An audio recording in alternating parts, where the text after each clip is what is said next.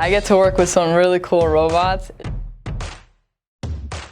Yeah, I can make it do anything. It's really fun.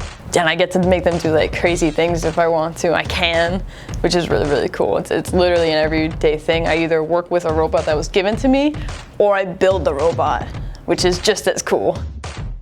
We're working on products that can test for COVID.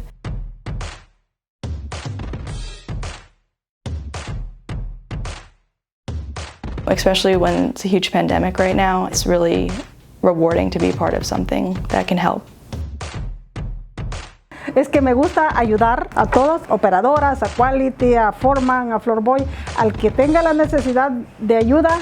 Si yo no sé de una, por ejemplo, el robot, yo voy y veo cómo hago, trato de ayudar, porque eso es un aprendizaje para mí.